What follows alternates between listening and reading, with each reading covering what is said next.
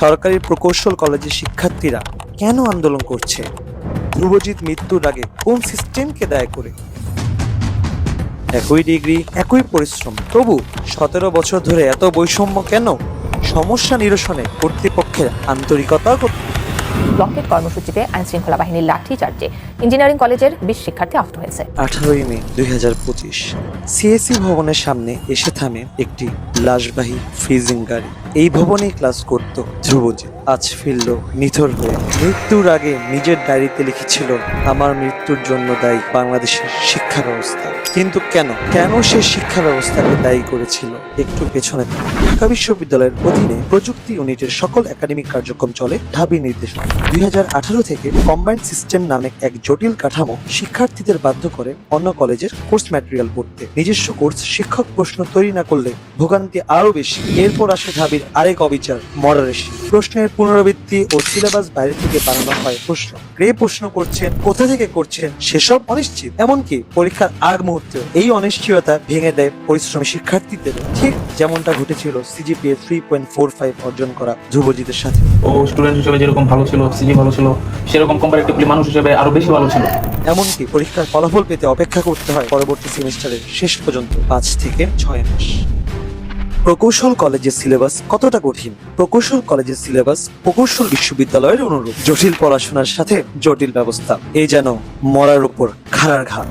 সমস্যা কি শুধু কোর্স, প্রশ্ন আর ফলাফল? না, পচন আরো গভীরে। প্রকৌশল বিশ্ববিদ্যালয় যেখানে ট্রিপলি, সিএসসি, সি মিলে 7 থেকে 36 জন অধ্যাপক, সেখানে 4 প্রকৌশল কলেজ মিলে অধ্যাপক রয়েছে মাত্র 2 জন। ইউজিসির নীতিমালা থাকলেও তা মানতে নারাজ কারিগরি ও মাদ্রাসা শিক্ষা বিভাগ। 4 প্রকৌশল কলেজের জন্য সরকারি কর্ম কমিশন ও কারিগরি ও মাদ্রাসা শিক্ষা বিভাগের নেই কোনো স্বতন্ত্র শিক্ষক নিয়োগ পরীক্ষার ব্যবস্থা। বরং শিক্ষক নিয়োগ দেওয়া হয় বিসিএস নন ক্যাডার সুপারিশ প্রাপ্তদের থেকে। এতে শিক্ষক নিয়োগ প্রক্রিয়া হয়ে যায় জটিল ও দীর্ঘ। গবেষণার জন্য ন্যূনতম অর্থ যোগান দিতেও ব্যর্থ কারিগরি অধিদপ্তর। চতুর্থ বর্ষে থিসিস ও প্রজেক্টের কাজে মেলে না যথেষ্ট সহযোগিতা। থিসিস পেপারে অধ্যাপকের স্বাক্ষর না থাকায় অনেক জায়গায় হয়ে পড়ে অগ্রহণযোগ্য। পর্যাপ্ত পরিমাণে সুপারভাইজার থাকলে, ল্যাব ইকুইপমেন্ট গুলো থাকলে আমরা আরো ভালোভাবে থিসিস গুলো, প্রজেক্ট গুলো করতে পারতাম। দক্ষ ও টেকনিক্যাল ক্রাফট ইনস্ট্রাক্টর নিয়োগেও কারিগরি বিভাগের রয়েছে চরম ব্যর্থতা। হয় ল্যাব ইকুইপমেন্ট কাজ করে না, কিংবা ইকুইপমেন্ট গুলো সঠিকভাবে অপারেট করার মানুষ নেই। প্রযুক্তির পড়াশোনা চলে কাগজে কলমে। সার্কিট অনে ল্যাব করতে গিয়ে দেখি রেজিস্টার বোর্ড নষ্ট, না হয় অ্যামিটার নষ্ট। অন্য ল্যাবেও সেম অবস্থা। কম্পিউটার ল্যাবের মধ্যে কম্পিউটার যদি থাকে 20 থেকে 30টা, সেখানের মধ্যেও কম্পিউটারগুলো নষ্ট। প্রতি বছরের শিক্ষার্থীরা পৃষ্ঠ হচ্ছে এই দ্বৈত কাঠামোর নিচে। সংস্কারের দাবি বারবার উঠেছে, কিন্তু ফল শূন্য। ধ্রুবজিতের মৃত্যু সেই চাপা ক্ষোভকে আবার জাগিয়ে তোলে।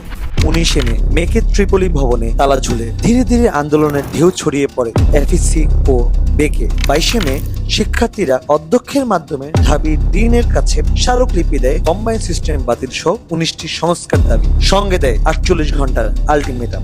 29 মে ঢাবির ব্যর্থ বৈঠকের রেজুলেশনে স্পষ্ট ভাষায় জানিয়ে দেওয়া হয় স্ব প্রতিষ্ঠান ভিত্তিক পরীক্ষা কমিটি গঠনের দাবি ঢাবির অধিভুক্তি বা অঙ্গীভূত শর্তের বিরোধী। অর্থাৎ বৈষম্যের মূল শেকড় অধিভুক্তি বাধা থাকছে। শিক্ষার্থীরা বুঝে যায় বছরের পর বছর চলে আসা অন্যায় শুধরানো সম্ভব নয় কোনো সংস্কার দিয়ে। প্রয়োজন একটি স্বতন্ত্র স্বায়ত্তশাসিত কাঠামো। শুরু হয় বিআইটির আদলে স্বতন্ত্র কাঠামোর পক্ষে লড়াই। চলতে থাকে একাডেমিক শাটডাউন। তিন ক্যাম্পাসের প্রতিনিধি দল স্মারকলিপি নিয়ে হাজির হয় কারিগরি শিক্ষা অধিদপ্তরে। মহাপরিচালক বলেন দাবি যৌক্তিক, কিন্তু সমাধান নেই। যেন ভুল স্বীকার করলেও শুধরানোর ইচ্ছা নেই। এটাই এই ব্যবস্থার আসল চেহারা। চিঠি ও স্মারকলিপি পৌঁছায় কারিগরি ও মাদ্রাসা শিক্ষা বিভাগের অতিরিক্ত সচিব ও শিক্ষা সচিবের কাছেও মেলে না কোনো উত্তর। প্রশ্ন উঠে, বিআইটি গঠনের কাঠামো কোথায়? পাল্টা প্রশ্ন, একটা ভবনে যদি বিশ্ববিদ্যালয় চলে তবে আমরা কেন পারবো না? বৈষম্য দূর করতে চাই স্বায়ত্তশাসিত কাঠামো, এটাই শুরু। ঢাবি ও কারিগরের মাঝে বৈঠক হয় ঠিকই, কিন্তু সেটাও কেবল একে অপরকে দোষারোপ করতেই সীমাবদ্ধ থাকে। 24 জন কারিগরি অধিদপ্তরের সাথে পুনরায় আলাপ হয়, ব্যর্থ। অথচ সমস্যা এড়িয়ে 24 জন প্রকাশিত হয় পরীক্ষার রুটিন। 13 জুলাই সরকারি ক্যাম্পাসগুলো অচল রেখে নেওয়া হয় বেসরকারি কলেজের পরীক্ষা। 9 জুলাই শিক্ষার্থীরা রাস্তায় নামে অবরোধ গড়ে তোলে। ময়মনসিংহের প্রশাসন জনদুর্ভোগের কথা বললেও আসে দাঁড়ায় এলাকাবাসী। আন্দোলন করতে আমি মনে করি এটা সংঘর্ষ করবে। আমরা এলাকাবাসী সমস্ত কাছে সবাই সমর্থন করি, আমাদের পাশে আছি। যেহেতু আপনাদের দাবিগুলি যৌক্তিক, আশা করি সরকার আপনাদের দাবিগুলি মেনে নেবে।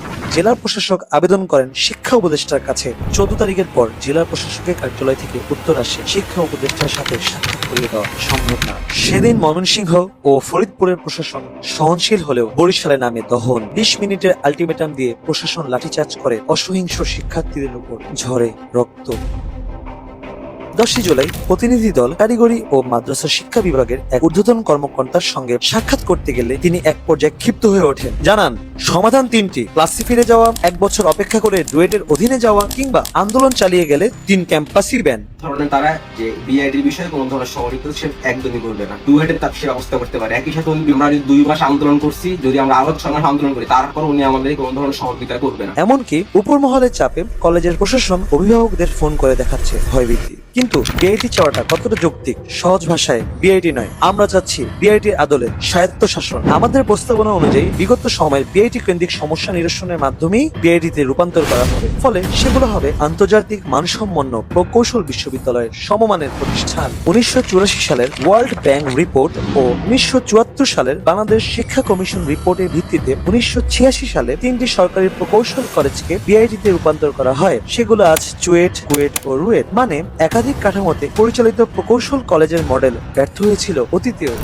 15 জুলাই ঢাবির পদার্থবিজ্ঞান বিভাগের অধ্যাপক কামরুল হাসান মামুন নিজের ফেসবুক প্রোফাইলে প্রশ্ন তোলেন, বুয়েট, কুয়েট, চুয়েট ইত্যাদির মতো এখানেও একই ডিগ্রি দেওয়া হয়, নাম ভিন্ন বলে এত অবহেলা? এই কলেজগুলোতে যারা পড়ে তারা কি আমাদের দেশের ছেলেমেয়ে না? টানা 2 মাস ধরে চলমান আন্দোলনে আলোচনার সব দরজা একে একে বন্ধ হয়ে গেছে।